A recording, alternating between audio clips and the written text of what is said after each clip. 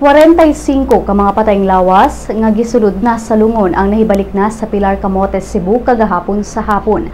Ang mga patayng lawas, mga biktima sa nalunod nga Kim Nirvana B nga motorbangka dito sa kadagatan sa Ormoc niadtong niaging semana.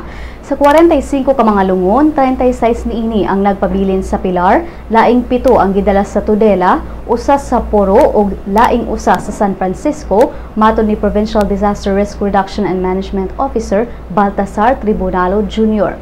Si Pilar Mayor Jesus Fernandez nibutyag nga nagdeklara na og state of calamity ang munisipalidad sa usa ka sesyon niadtong Biyernes aron magamit ang calamity fund pagtabang sa mga survivors ug sa mga pamilya sa mga namatay.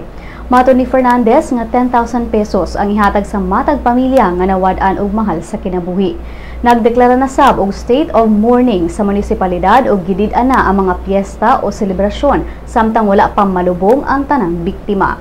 Matod sa talaan sa National Disaster Risk Reduction and Management Council, as of 6 a.m. karong adlaw, nisaka na gikan sa 59 ngadto sa 61 ang death toll sa maong aksidente, samtang laing 142 ka mga tawo ang naluwas.